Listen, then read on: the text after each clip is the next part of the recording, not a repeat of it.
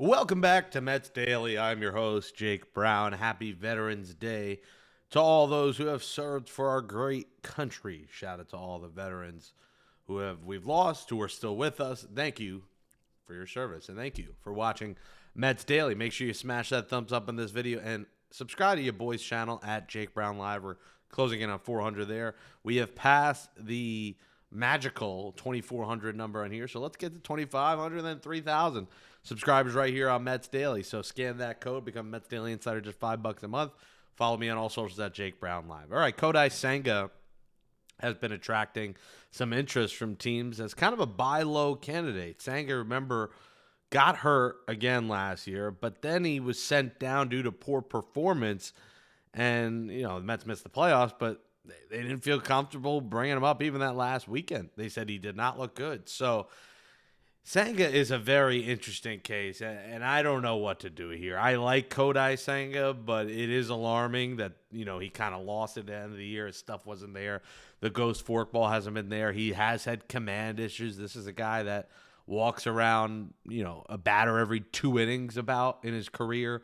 But when you look at his numbers, his career ERA is exactly 3.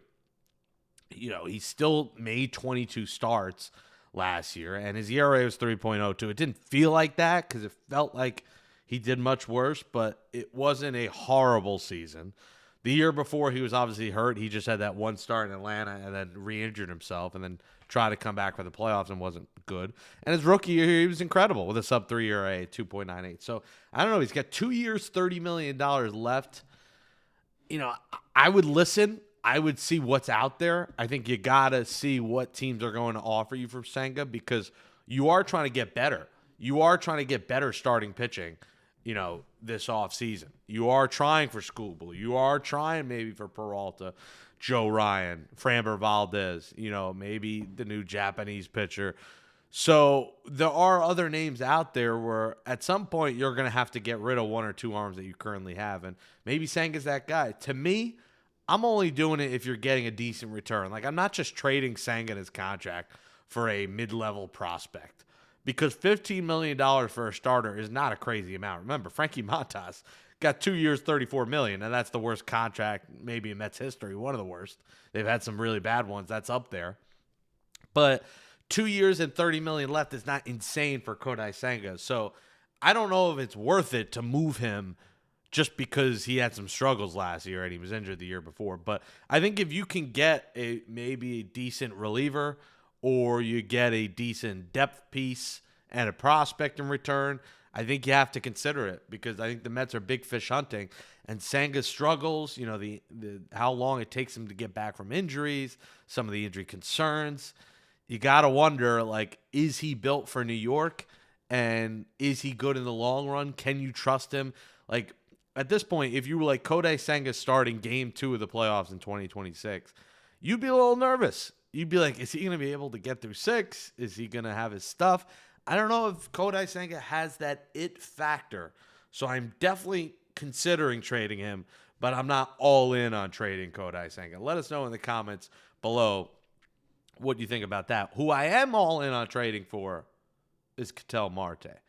And the Diamondbacks are reportedly motivated to move Ketel Marte in a trade.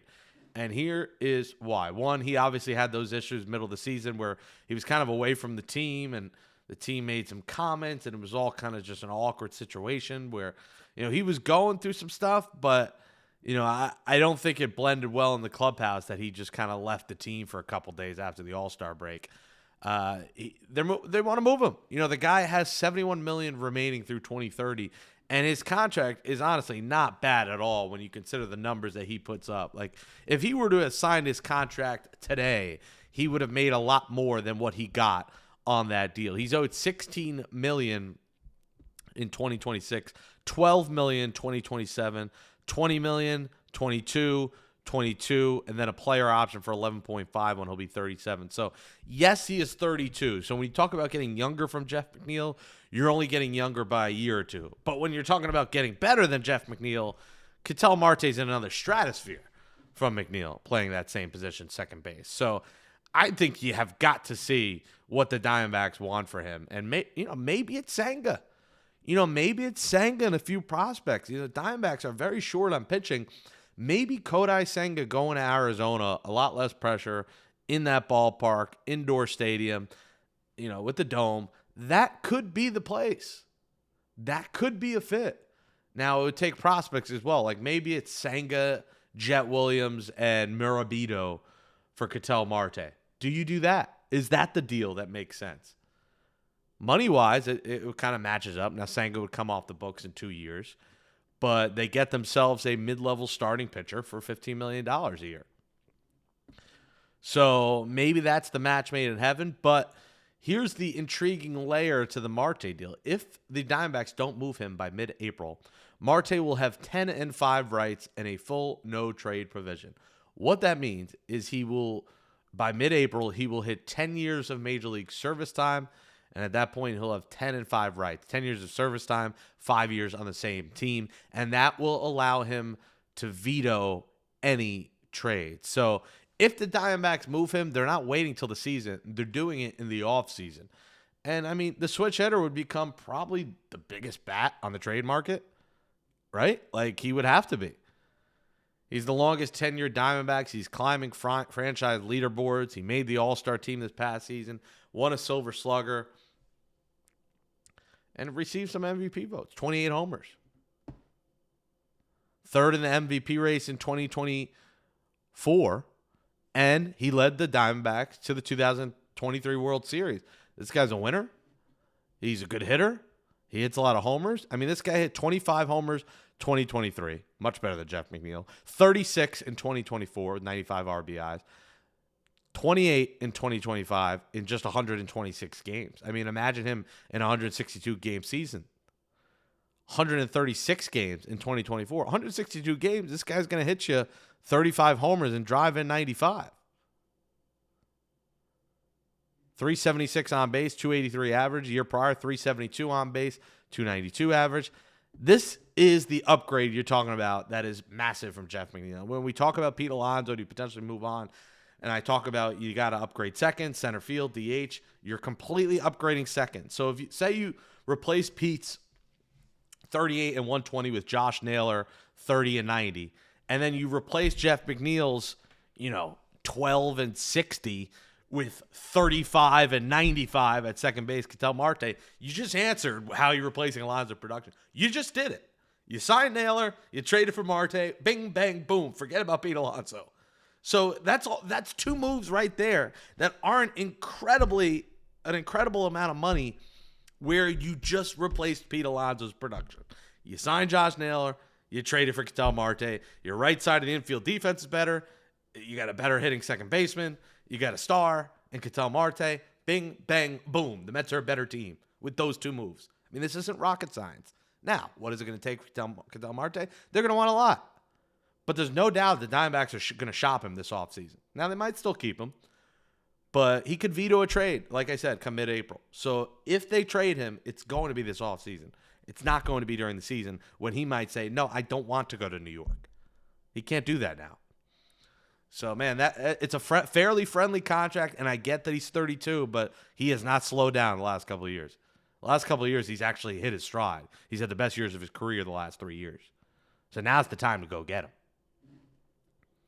Let me know in the comments below, should the Mets trade for Ketel Marte? All right, speaking of comments, let's get to your comments. We got a lot of them from Monday's show. Keep on commenting. We appreciate the support, everyone. We'll do a speed round through these comments here on Tuesday, November 11th, 2025. You're watching Mets Daily, and I am Jake Brown live from Latin Ruben. Main reason Pete is gone is because we can't wait for Boris prolonging deal like he always does for his clients. Yeah, and I talked about that yesterday. The Mets aren't waiting around for Pete Alonso. By the end of November, you're kind of going to have to feel is he back or not. And this is going to be a daily conversation. We're not going to do it every day on here, but it's going to be in the comments. It's a topic. Martino talked about, the notion that Stearns doesn't like Alonso or want him back is ridiculous, blah, blah, blah. But the reality is they're not waiting for Pete. From Angel Dill Actor Lowell Imai gives up so many walks, almost 3 walks per 9. That doubles an MLB. They can't trade Senga, who is at all-time low. Give me Naylor over Alonso, then trade for Quan. Trade for Cleveland's pitcher, forget his name, and Gray. Eat his contract, not to give up anything. If you get Bellinger and Kwan, you can move Nimmo to DH, re-sign Diaz. Well, listen, Imai's going to cost you a lot anyway, so I don't know. Again, another Martino thing. He says the Mets are going to try for Imai. Yeah, walks is a problem with some of these Japanese pitchers, so you're not wrong. Steven Kwan's a name I mentioned during the season. If that name recirculated, I am definitely intrigued. Yeah, I would think you would have to get Bellinger to make that happen because Kwan is more of a left fielder. But, man, if you find a way to get Bellinger, trade for Kwan, and you sign Naylor, that is a home run offseason. Sonny Gray, I'm not that intrigued by. To me, he's another middle-of-the-pack starter. But, yeah, I mean, if you can get Bellinger to play center, you have Kwan playing left, and you have Nimmo at DH with Naylor at first, I mean, that's a home run offseason. So I don't disagree with that. From Robert McGaughy, Pete must stay. I don't agree with that. Randy Luna says, let Pete Alonso return to the Mets and do not let him go to a different team. I think it's going to happen, guys. I do think the Mets are going to move on from Alonso. From Salvatore, Stern should be fired. If he would have got Bednar or Duran, and the Mets would have made the playoffs, but he got subpar relief pitcher at the trade deadline, wanted to, and still gets rid of 126 RBIs and 38 homers. The Mets would not have won 70 games if it was not for Alonso. Well, here's the thing. The Mets missed the playoffs. Like, I get Alonso. I get you guys. Like, I understand that. They missed the freaking playoffs. Can we stop talking about Pete Alonso carried the Mets to the playoffs? Who cares if they wouldn't have won 70 games? They barely won 80, and they missed the fucking playoffs. So can we stop that this team won with him? They were perennial losers. Outside of the OMG Mets, they lost every single year, guys. Come on. Let's get with the reality here. Let's get a reality check. From Radiant Valorant OP, Josh Naylor is a stud when it comes to how he holds himself. When I watch him, I see a confident man. And he's a much better defensive first baseman. He's a much better overall hitter. And I want better overall players playing with his team at each position. No more one-dimensional bullcrap. I agree. You want better defense, and you want speed, and you want a better overall hitter. You don't want a hitter that comes in waves, that strikes out 180 times a year. From Tuck Loomis, you want a Pete gone last year. All Alonso did in 2025 was 38 and 126, led the league in doubles. Yes, Tuck Loomis. But what did they do? They missed the playoffs. And that's the problem with a lot of people with Pete. It's all about individuals this and club records this and that. They lost. And no one factors in maybe the clubhouse needs a shakeup because everyone assumes Pete's beloved by everyone in that clubhouse. And, he's the captain, the face of the franchise. He is not. And that's where people got to realize he is a great player, a great hitter, was a great Met, but the Mets have moved on from great Mets. They moved on from Seaver. They moved on from Piazza. And at some point, you have to move on and see what you can do with a different unit. And the glues in this clubhouse who have been here are McNeil and Pete, and obviously Nimmo, but we've talked about it. You can't move Nimmo. At some point, you have to move on from the guys that have been around for a long time without any winning to show for it. It's not about replacing one position, guys. And here we go. Ryan says, how do you replace Alonso? No, Bellinger isn't replacing numbers because when Soto doesn't have protection, he's going to blow. Soto sucked the first 2 months. Pete carried the team. Again, I just gave you the answer. Josh Naylor, Ketel Marte. Do the numbers, and you'll know you just replaced him. You just got significant improvement with Josh Naylor, Ketel Marte. It's not about replacing. I need a first baseman that does the exact same thing as a hitter as Pete Alonso. That's not what you need. You need to improve at multiple positions. If you sign Josh Naylor and you trade for Ketel Marte, you just improved so significantly from the Alonso-McNeil duo, it's not even funny. Do the math. From the O. Isaac, let's go Mets. Arcade Perfect Reviews, Imai is very good. I don't think he's on the level of Yamamoto, but he's at least a Garrett Crochet in Japan. Yeah, I'm in. I don't know if the Mets are going to give him a $300 million deal, though, but I'm intrigued by him. From Blaze 27R, this narrative has got to go. They need Pete. More importantly, treat their homegrown stars better. It's not about, they don't care about homegrown stars, guys. It's about winning baseball games. That's what it's about. The narrative that the Mets need Pete is what needs to go. Do they need to lose every year? If that's the case, sure, bring Pete back. I want to win. This team didn't win with him here. How about we win for once and stop cradling guys who have a 250 homer club record? Who cares? D. Phillips, see you later, Pete. But this guy for 7-8 years not proven in the States. Just because we don't need doesn't mean he gets stupid 5 years. I don't know what that means. Sorry, D. From Michael, who's replacing Peach Production. Bet this guy's a prospect hugger, too. I just gave you the answer, Michael. Josh Naylor, Ketel Marte. Your production replaced. 2 players. That easy. Storm Villains, Alonzo Stein with the Yankees. We'll see. Maybe. I think he'll go to the Red Sox.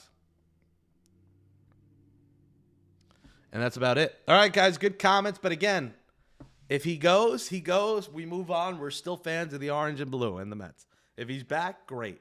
Everyone, you're all happy. Thanks for watching.